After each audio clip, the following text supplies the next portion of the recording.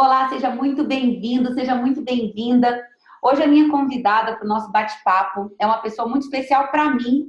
Eu estou falando da Karina Mussi, a Karina que é uma coach que tem trabalhado com afinco para ajudar líderes, para ajudar empreendedores a exercerem o seu papel de influência, de liderança de maneira assertiva, mas principalmente de maneira gentil, de maneira descomplicada. Inclusive, ela tem um programa que é assim que se chama, né, Cá? É isso mesmo. Ela é uma pessoa que trabalha sempre com foco em fazer acontecer, ou seja, fazer com que as pessoas enxerguem por onde elas podem começar e como é que elas podem viabilizar. Sabe, eu acho que esse é o tom da Karina que eu gosto muito. Ela faz todo mundo se sentir normal, porque afinal de contas ninguém é ET e ninguém passa por batalha sozinho, né? E se você está passando por uma batalha, se você tem um problema com a sua equipe, esse problema não é exclusivamente seu, todo mundo está nessa. E ela tem a capacidade de colocar isso de uma maneira normal e dar dicas práticas que levem a gente a sair de onde a gente está para vivenciar um patamar diferenciado. Então, eu quero primeiro te agradecer, Ká, por estar aqui com a gente. Muito obrigada por estar participando do Fórum Nacional de Coaching e por estar aqui para esse nosso bate-papo de hoje. Primeira coisa que eu quero te perguntar, Ká, é sobre isso. Essa liderança tão assertiva, descomplicada, que vai direto ao ponto e que não deixa assuntos que são tão relevantes obscuros. Me fala de onde veio essa ideia. Joia. Primeiro, obrigada pelo convite, agradeço imensamente o convite. É uma honra para mim estar participando do Fórum Nacional, em primeiro lugar. Eu te conheci num Fórum Nacional e hoje eu estou aqui, né? Então, é realmente uma honra. Eu me desenvolvi nesses últimos 2 anos, então realmente é uma honra mesmo fazer parte aqui do Fórum Nacional. Em relação à questão da liderança descomplicada, né, da liderança prática, o que eu posso dizer, Adriana? Tem muita gente que vem com as nomenclaturas, porque vem cursos de liderança, você é um líder tal, líder tal, líder tal, líder tal, com perfis. E na verdade, ok, eu descubro qual é o meu perfil, e daí? O que eu faço para mudar? E qual é a prática disso tudo? Então, de que adianta eu saber qual é o meu perfil se eu não fizer nada? Então, algumas dicas, algumas técnicas, algumas ferramentas, elas servem para todos os perfis.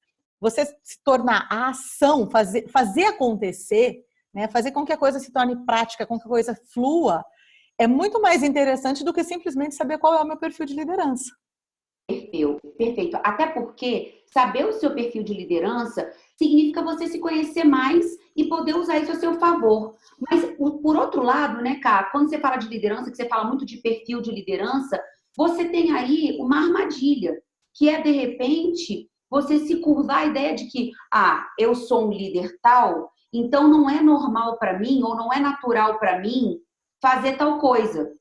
É um pouco disso, não é? Quer dizer, você acaba se curvando a certas desculpas por conta de você realmente achar que o seu perfil X não te habilita a fazer tal ou tal coisa. É um pouco disso?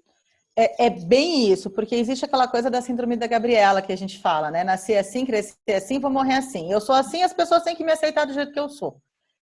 O meu perfil é esse, ponto, acabou, e é assim que eu vou ser. Não, e não é bem assim.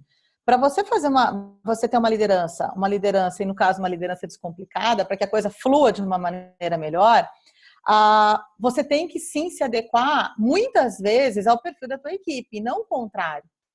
Não necessariamente você tem que obrigar as pessoas, obrigar toda a sua equipe a se adequar ao seu perfil. Eu sou assim, ponto. Eu sou aqui, ponto e acabou, ponto final. Não, você precisa conhecer os membros da sua equipe, você precisa saber quem eles são, precisa saber as dores, as angústias, você conhecer no real sentido da palavra mesmo. Para quê? Para que haja uma conexão e através dessa conexão a pessoa vai confiar em você. Não existe liderança se não houver confiança. Uau! Não existe. Aqui você já falou um monte de coisa importante, ou seja, não é venha a nós, é vosso reino, né? Sim. Quer dizer, não adianta você achar que porque você está na posição de liderança, você está à frente ou acima de alguém. É o contrário, né? Se você é uma pessoa que tem essa incumbência, você tem esse propósito de unir as pessoas e fazer elas trabalharem melhor entre si, se apoiarem mutuamente, é você quem tem que se curvar a essa equipe. Não no sentido de estar abaixo, mas estar ao lado. né? Exatamente. Legal. É exatamente isso. E aí, Exatamente isso. essa questão de você se aproximar da equipe e se moldar a equipe. Olha que interessante isso que você falou, né? Cá, o que que hoje impede? Porque quando a gente fala de liderança, a gente também está falando de liderado, Certo. né? E, sinceramente, eu acredito que todos nós, de alguma forma, somos líderes. A gente, claro que tem a liderança clássica, que é aquela que acontece dentro das empresas, ou quando você está à frente, por exemplo, de um grupo na sua igreja, na sua comunidade, mas nós todos, de alguma forma, somos líderes porque em algum momento a gente exerce influência nas pessoas. Para você, Cá, o que que torna a liderança mais fácil? O que que torna a liderança mais fluida? Você conseguir lidar num ambiente de pressão, por exemplo, você conseguir lidar com você mesmo, você conseguir lidar, você se conhecer e você conseguir lidar com questões suas, com a sua própria ansiedade, com o seu próprio estresse, com o seu próprio nervosismo, com o nervosismo de uma equipe. Quando você aprende a lidar com tudo isso, a liderança com certeza ela vai sair muito mais fluida. Porque se a gente pega um líder, por exemplo, que está iniciando, né, está no começo de carreira, seja em qualquer área, mas está num comecinho de carreira aí com uma equipe, ele vai sofrer uma pressão de cima da organização e vai sofrer uma pressão de baixo. E sem falar que sofre uma pressão da família. Ou porque está trabalhando demais, não está dando atenção aqui, aí você tem que mostrar que não, que é para o nosso bem, para isso, para aquilo, ou você tem o teu chefe que você não está dando resultado, ou você tem uma equipe esperando muito de você e você não consegue atender as expectativas. Então, esse líder ele fica pressionado aí por todos os lados. Quando ele se conhecer e ele conseguir entender os mecanismos como que ele funciona, né, como que é o jeito dele mesmo, né? A estrutura emocional dele, como ele funciona, como que ele aprende a lidar com as situações, a liderança ela vai sair muito mais fluida. Ele vai conseguir entender e lidar com todos esses mecanismos, todas essas pressões do dia a dia. Legal. E qual é a chave? Por onde é que as pessoas... Porque eu sinceramente acho que a gente passa muito tempo, aliás, assim, a maior parte da nossa vida, a gente passa muito focado em perceber o outro. A gente passa muito conectado em analisar o que está acontecendo do lado de fora. E a gente é especialista em julgar o que é certo, o que é errado, o que deveria ser diferente, mas a gente investe pouco tempo e pouca energia se percebendo, né? Que foi o que você acabou de trazer. O que as pessoas, o que o líder, o que a pessoa que de repente sabe que exerce influência em outras pessoas pode fazer para começar esse processo, cara, de se perceber? Você falou disso, né? A importância da pessoa se perceber, perceber como é que ela funciona, para que ela consiga suportar a pressão do dia a dia, seja de baixo, seja de cima, seja do lado. Qual é a sacada para a pessoa realmente começar a se perceber e começar a entender como é que ela funciona? Eu acho que às vezes dá umas paradas durante o dia para se analisar, fazer uma autoanálise aí de, sei lá, 1 minuto, 10 segundos, 30 segundos, parar. Em alguma situação, aconteceu alguma coisa, opa, dá uma parada, 5 segundos, isso aqui é real, isso aqui é da minha imaginação, isso aqui realmente está acontecendo, isso aqui não está acontecendo, sabe? Porque a gente tem os nossos sabotadores. Então, para a gente começar a se perceber, para a gente começar a se conhecer, isso realmente está acontecendo? É um fato? Aconteceu ou sou eu que estou criando isso aqui dentro? Além disso, Sabe? é essa percepção, né, de como eu reajo, porque quando você me trouxe isso é real, isso é imaginário, eu fiquei pensando, nossa, que pergunta que eu me faria? E o que me veio na cabeça é, peraí, o que está se passando dentro de mim? Né? Porque, na verdade, assim, os Isso. fatos, você pode analisar uma pessoa que, de repente, passa por uma situação muito parecida com outra, mas uma reage de um jeito, outra reage de outro. E, de repente, é esse processo de você estar consciente do que está se passando dentro de você, né? E é você até aceitar isso, porque muitas vezes a gente quer ignorar. Não, eu não estou ansiosa. Não, eu não estou quase pirando. Não, eu não quero ver que eu estou saindo do meu eixo. E a gente acha que ignorar é o que vai dar certo. Quer dizer, ignorando o que eu estou sentindo, isso vai ser diluído. E pelo contrário, né? Enquanto eu não aceito aquilo, não encaro aquilo como algo natural, eu não consigo trabalhar essa emoção, ela só cresce. né? É exatamente isso. Oi, desculpa te cortando aqui, mas é exatamente isso, Dri. Porque, assim, ser um bom líder, ser uma excelente pessoa, um líder confiável e tudo mais, não significa que você tem que ser perfeito em tudo, né? Muito pelo contrário, você não vai precisar ser perfeito em tudo. Então, você tem que entender o que você sente, entender quem você é, saber quais são as suas fragilidades, ter consciência das suas fragilidades. Isso não precisa ser escondido, né? Você não precisa ocultar tudo isso. Para você ser uma pessoa, vamos dizer assim, colocar os nomes sabotador e sábio, para você ser um sábio nesse momento, você não precisa ser a pessoa perfeita. Não é o excesso porque a gente se cobra muito, a gente se exige demais. Então, quando você está se exigindo muito, você está se cobrando muito, isso vai gerando uma angústia, vai gerando uma ansiedade. E não, é o contrário. Eu preciso me conhecer, eu preciso saber como reagir, eu preciso. Aí sim você está sendo o sábio. Quem sou eu? Como eu reajo? Eu tenho sim fragilidades, eu tenho sim emoções que muitas vezes eu vou chorar, eu vou ficar preocupado, alguma coisa. Mas qual é o grau disso tudo? Né? Então, qual é o nível disso tudo? Isso aí está me impedindo de trabalhar, está me impedindo de chegar nos meus resultados ou não?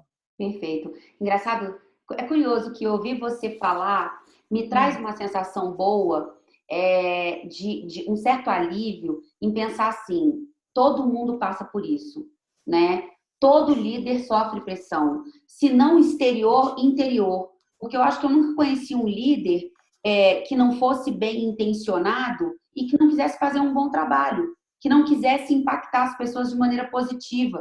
E aí, com essa intenção, vem a cobrança. E aí, se a gente muitas vezes não tem a pressão do chefe, do superior, da equipe, do subordinado, a gente tem muitas vezes de nós mesmos, porque a gente quer produzir mais, porque a gente quer entregar mais, porque tem meta para bater.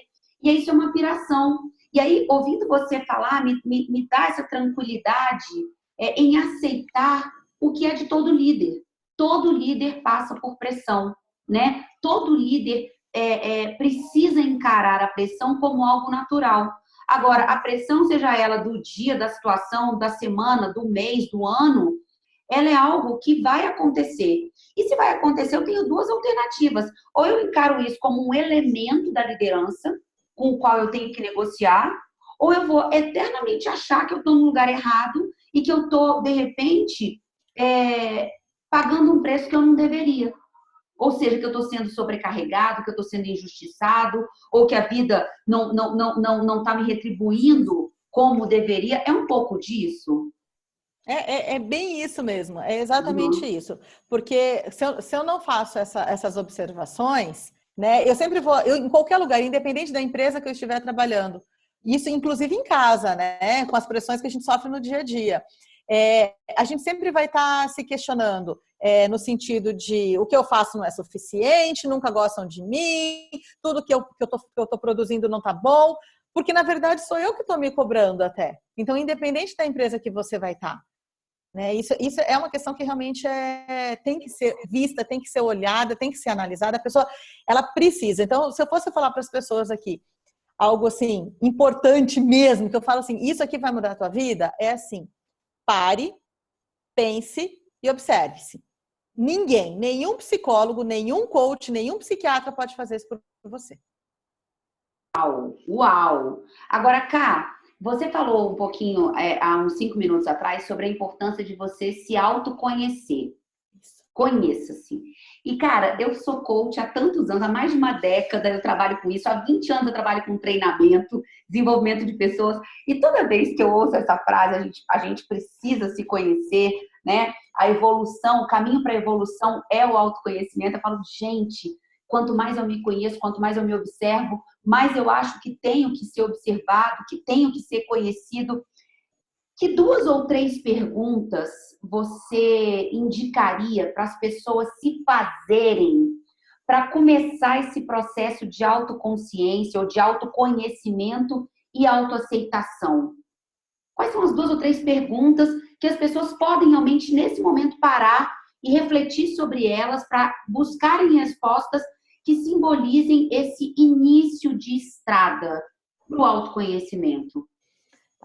Eu vou falar algumas perguntas que eu fiz para mim mesma, porque o processo de autoconhecimento é um processo doído. Ele não é um processo tão simples assim como a gente fala. E muita gente tá nessa moda, tem que se conhecer, auto se conhecer. Mas por que eu falo que é um processo doído? Porque às vezes você vai se dar conta de coisas que você tem, que tem dentro de você e que você não gostaria que tivesse. Então, uma coisa é a maquiagem, aquela, não, eu sou assim, mas no fundo, você vai descobrir que você não é desse jeito. E a historinha do Facebook é maravilhosa, né, Cá? Como eu já falei várias vezes. No Facebook, todo mundo tem uma vida perfeita e linda, né? Todo mundo é feliz. Esses dias eu até vi, eu já volto para as perguntas, mas é só para complementar isso. Eu vi esses dias, eu não me lembro se foi um filme ou se foi uma série, que era um casal que estava super discutindo. E aí, peraí, estavam viajando, mas discutindo. Mas peraí, vamos tirar uma foto. Aí ia lá, tirava uma fotinho, postava, tipo, como se tudo estivesse lindo, né? Mas, enfim, perguntas que eu faria, perguntas bem simples, assim. Uma das perguntas que me chama a atenção é do que eu gosto. O que eu gosto de fazer? Isso é uma pergunta bem simples. O que eu gosto de fazer? Mas, fazer quando?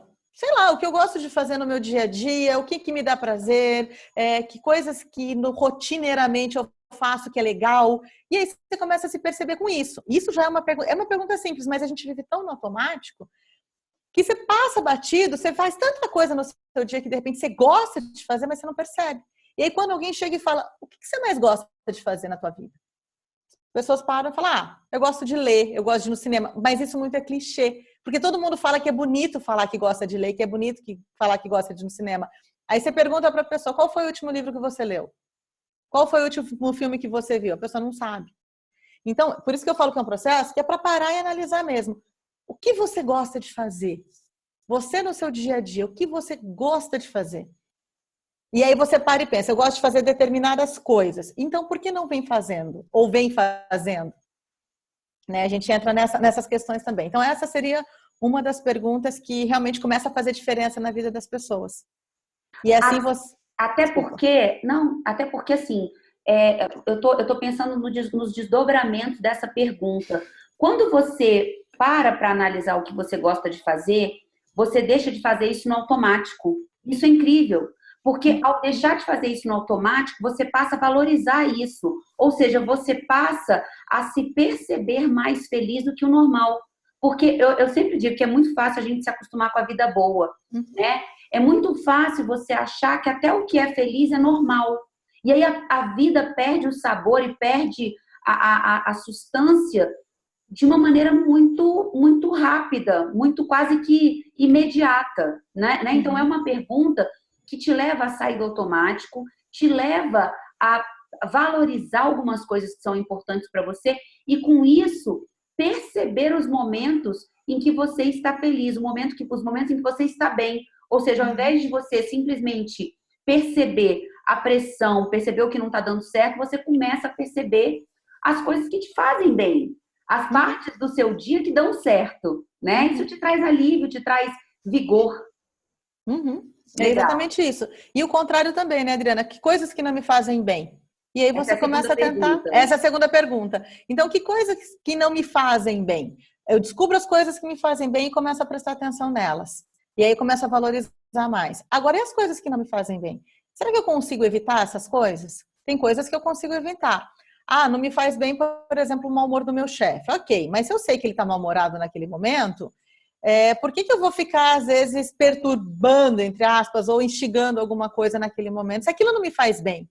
Então, eu tenho que buscar alternativas, encontrar coisas para realmente perceber coisas que vão melhorar. Ou afastar essas coisas que não me fazem bem. Ou seja, você consegue negociar com o seu meio para que você trabalhe os seus recursos a seu favor. Claro que você não pode se livrar do seu chefe, mas você pode escolher um outro momento para conversar com ele, né? Você pode encontrar formas de se comunicar, que seja por um e-mail, que seja por um WhatsApp, que não te leve a enfrentar o mau humor dele de frente, se isso é driblável, se isso é negociável, né?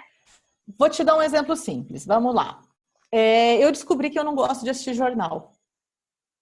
Eu não gosto de assistir jornal, eu gosto de ler algumas coisas, mas eu não gosto de ver. E eu via jornal por quê? Inclusive, esses tempos até minha mãe falou para mim, como assim você não está sabendo do que está acontecendo? É como se fosse uma obrigação eu ter que saber de tudo. Mas por que eu não gosto? Porque cada vez que eu assistia, aquilo me fazia muito mal, roubava minha energia, me deixava triste, me deixava depressiva. Falei, puxa, não vai dar certo isso. O que eu fiz? Eu comecei a não ver mais, eu comecei a não assistir. Não é que eu não estou sabendo das coisas, eu sei das coisas que estão acontecendo no mundo, eu não sou uma alienada, vamos dizer assim. Mas ficar presa naquela tela da televisão, olhando e sofrendo aquilo tudo, me fazia mal. Que é o que eu faço. Hoje, assim, eu não assisto jornal há pelo menos uns 7 anos. Mas eu não deixo de entrar nos sites de notícia para entender de maneira mais fria, menos comovida, aquilo que realmente me interessa, né? Eu entendi perfeitamente. Legal. Falta uma pergunta. Mais uma, vamos ver, assim, de autoconhecimento, coisas que eu não gosto, né? Que não me fazem bem. Mais uma pergunta para começar o autoconhecimento. Dá para fazer assim, por exemplo, eu passo por uma situação durante o dia, tá? E a pessoa se questionar numa situação estressante. E aí eu reajo de uma maneira estressante. Sei lá, uma fechada de um carro. Tô dirigindo, tá, alguém vai lá e me fecha, o motoqueiro me fecha. E eu xingo. E aí, naquele momento que eu xingo, se eu parar para pensar, vem o calor da emoção, pá. Mas se eu parar para pensar naquele momento e falar de que outra maneira eu poderia ter reagido a essa situação? Ou o que me fez reagir desta maneira? Porque a reação ela foi automática. E isso acontece, esse foi só um exemplo, mas a gente tem, às vezes, no dia todo, a gente passa por N situações como esse. Até você, o jeito que você fala com o seu filho, que de repente, sem paciência, você gostaria de ter tido mais paciência e de repente estourou, ou de repente você, no banco ou numa lanchonete, você poderia ter sido mais gentil e você simplesmente virou a cara e ignorou a pessoa que estava te atendendo. E é isso. E aí você se para e se pergunta, por que eu agi desta maneira? O que me fez, né? O que me fez agir desta maneira? Aí você começa a prestar atenção em coisas que são valores seus, são coisas que são crenças que você tem, quem é você, para você poder reagir dessa maneira com as pessoas. Ou seja, você acaba conseguindo visualizar de que outras maneiras você poderia ter reagido para estar mais em paz, mais alinhado aos seus valores e seguir realmente uma linha de crescimento, uma linha de fortalecimento para que você saia dessa tensão, né? Desse nível de até julgamento excessivo, né? Eu gosto de falar isso. Nossa, como a gente é bom em se julgar e como a gente é bom em se colocar para baixo, né, Cá? É verdade. Legal. Cá, olha só, eu quero te agradecer muito esse papo.